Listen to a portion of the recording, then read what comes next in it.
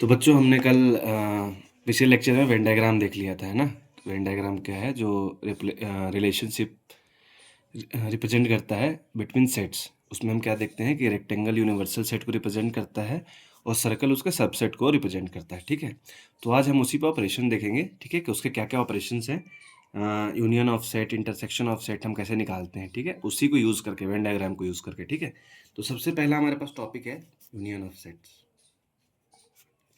Union of two sets. अच्छा, एक बात बताओ बच्चों, अगर मैं आपसे कहता हूँ कि इसको जोड़ दो, तो कहोगे सर आप क्या पागलों वाली बात कर रहे हो, इसको कैसे जोड़ देंगे, इसके साथ जोड़ने के लिए कुछ और भी तो चाहिए। तो हाँ, ये तो है। तो चलो हम 3+5 लेते हैं, आप तो जोड़ दोगे। तो सिमिलर है बच्चों, हमें यूनियन और इंटरसेक्शन निकालने के लिए हमें एटलीस्ट 2 सेट तो चाहिए ही चाहिए। तो 2 सेट हम मान लेते हैं, ए एंड बी, ठीक है। तो और रिप्रेजेंट कैसे करती है ए यूनियन बी को? कुछ नहीं बच्चों, ए यूनियन बी, ठीक है। अगर हम इसको कहें ए यूनियन बी है, तो हम इसमें क्या करेंगे बच्चों कि इसमें हम ए के सारे एलिमेंट्स को ले लेंगे, बी के सारे एलिमेंट्स को ले लेंगे, ठीक है। तो हम उनको जोड़ लेंगे। अब हमने आपको बताया था टेबुलर और रोस्टर मेथड में हमारा रिपीटेशन ऑफ एलिमेंट्स अलाउड नहीं है।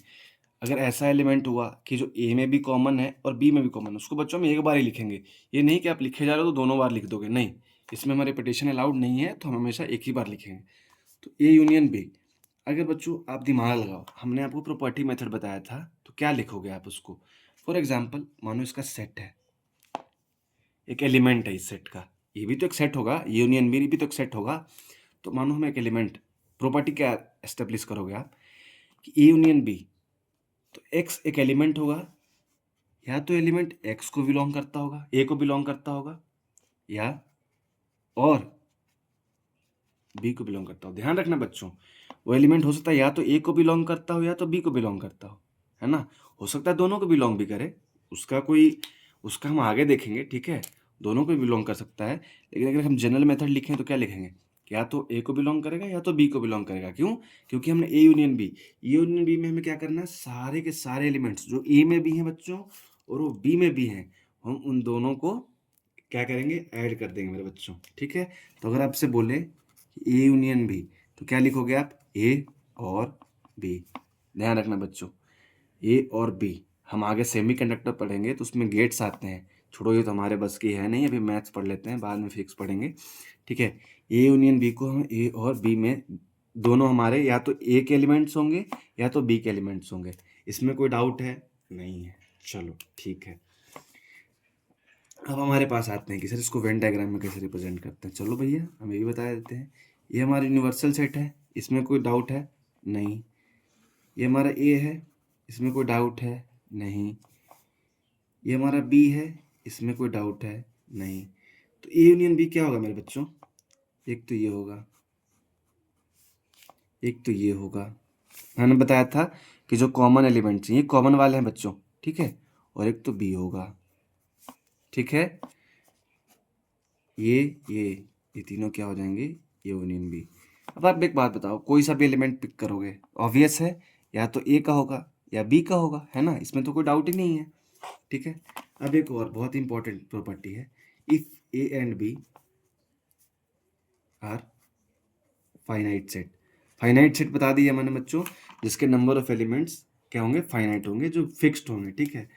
तो एक बात बताओ मेरे बच्चों कि एन ए यूनियन बी, आपके पास एन ए है, आपके पास एन बी है। क्या है एन ए और N B? Number of elements in A और number of elements in B. तो मुझे एक बात बताओ, अगर नंबर ऑफ एलिमेंट्स और number of elements in B को अगर आप अकेले कंपैरिजन करो, तो ऑब्वियस है ना, या तो ये इसके बराबर होंगे या इससे कम होंगे। क्यों? क्योंकि अगर आप ए यूनियन बी ले रहे हो तो हम सारे एलिमेंट्स को कंसीडर करेंगे ना, ए के भी एलिमेंट्स को जोड़ेंगे और बी के एलिमेंट्स को भी जोड़ेंगे। बराबर कब हो जाएगा? जब इनमें कोई एलिमेंट्स ही ना हो, है ना। तो हमारे ए यूनियन बी में भी सेट बराबर, हम हमारे उस टाइम में भी क्या होंगे? बराबर नहीं होंगे, है ना। मतलब सिंपल सी बात है, अगर हमारे पास दो सेट है ए और बी, ठीक है, उसको हम रिप्रेजेंट करते हैं number of set in A, number of elements in set B, number of elements in set A. Obvious है, number of set in A union B क्या होगा? ए और बी का जोड़ है, तो ए के भी जितने एलिमेंट्स और बी के एलिमेंट्स हैं, तो इनसे तो बड़ा होगा ना। और इनके बराबर कब होगा? जब इनमें कोई एलिमेंट्स ही नहीं होंगे। ठीक है, जैसे चलो हम आपको जैसे बताते हैं। जैसे कि हमने बताया था कि बराबर कब होंगे। अगर एक बात बताओ बच्चों, ये नल सेट है, ये भी नल सेट है, तो ए यूनियन बी क्या हो जाएगा? ये भी तो नल सेट होगा ना।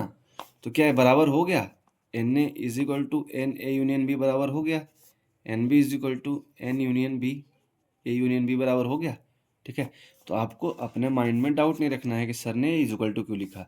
इज इक्वल टू भी आएगा ना मेरे बच्चों, अगर ये नल सेट या फाई सेट होगा तो। ठीक है, अब हमारा अगला है इंटरसेक्शन। अगला कॉन्सेप्ट है इंटरसेक्शन ऑफ टू सेट्स। फिर देखो, नाम से ही आ रहा है, यूनियन मतलब संघ, संघ मतलब भाई जोड़ लोगों का। आपने सुना है ना कि इनका यूनियन है, लेबर यूनियन है, वर्कर यूनियन है, मतलब जितने के जितने वर्कर हैं सभी आके जुड़ गए हैं, जितने के जितने लेबर हैं वो सभी के आके जुड़ गए हैं। अब इंटरसेक्शन, अब बच्चों इंटरसेक्शन मतलब आपको समझ में आ रहा होगा कि कुछ इंटरसेक्ट कर रहा है। इंटरसेक्ट कर रहा है मतलब हमें कुछ कॉमन निकालना है, जो बिल्कुल बिल्कुल सही पकड़ा है आप लोगों ने। ठीक है, सबसे पहले इसको हम वेन डायग्राम से समझेंगे। ठीक है, उसके बाद हम इसको हम अलजेब्रिकली देखेंगे। ठीक है, यहाँ से तो कुछ डेफिनेशन में निकल के आते हैं बच्चों, ए और बी। अब एक बात बताओ, ए और बी कहाँ इंटरसेक्ट कर रहा है? ये वाले पोर्शन में, है ना। तो जब ये वाले पोर्शन में इंटरसेक्ट कर रहा है तो हमारा इंटरसेक्शन ऑफ टू सेट्स भी तो यही लाई करेगा ना बच्चों। बिल्कुल करेगा, नहीं करेगा? तो ये हमारा हो गया ए इंटरसेक्शन बी। अब आपको क्या समझ में आया कि सर ए इंटरसेक्शन बी में वही होंगे जो ए में भी होंगे और बी में भी होंगे। तो ये तो श्योर हो गया।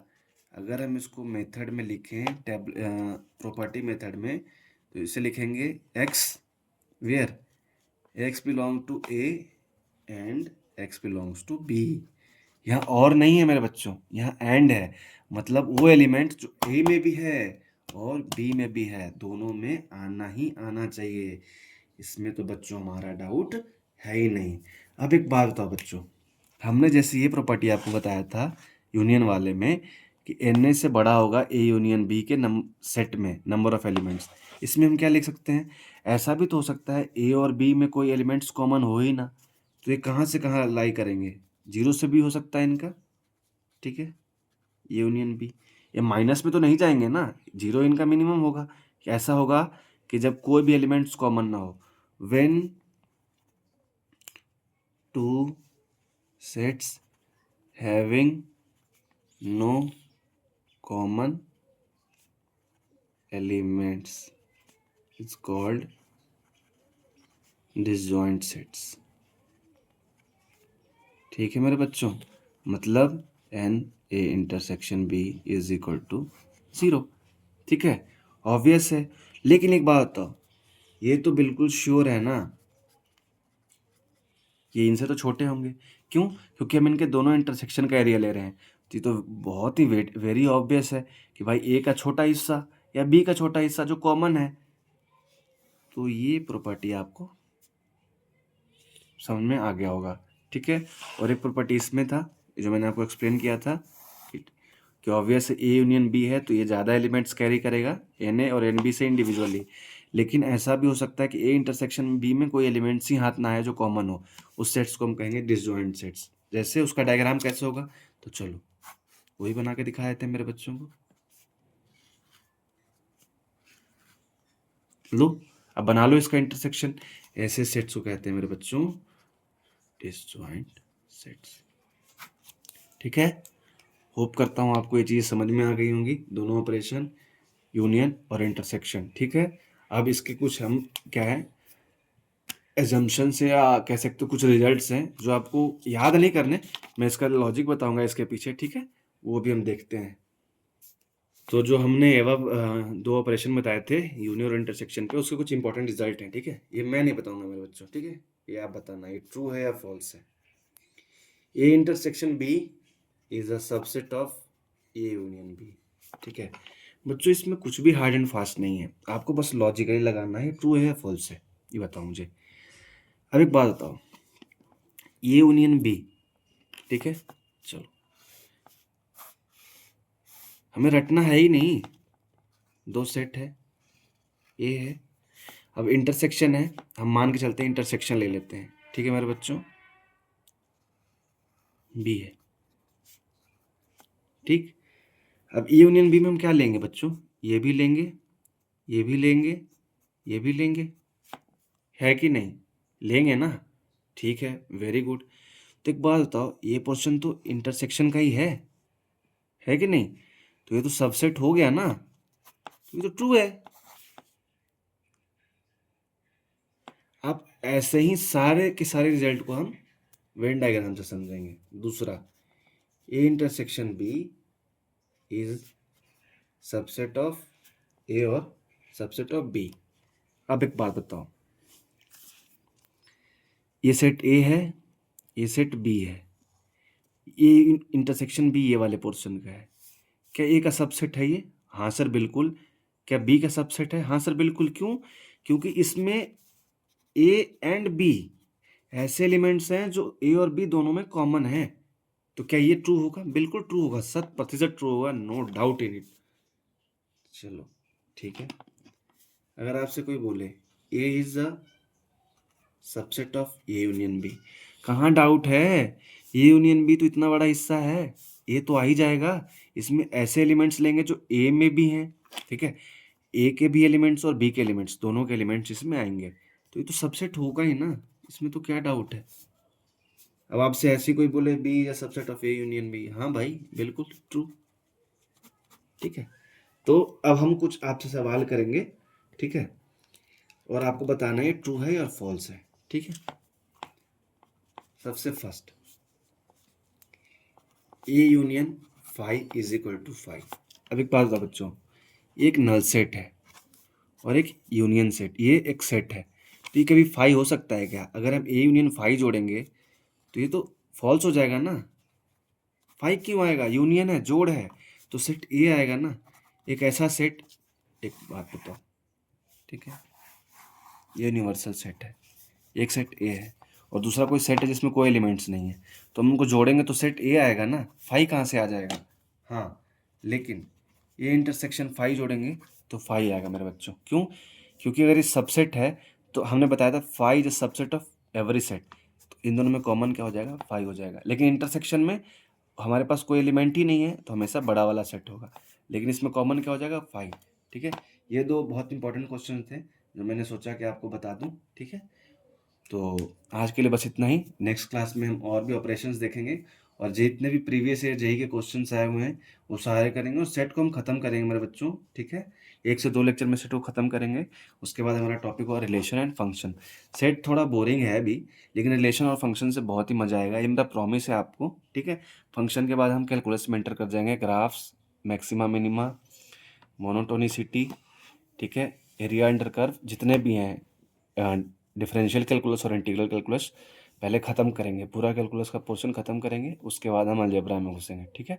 Thank you so much, please like the video and subscribe the channel. Thank you so much.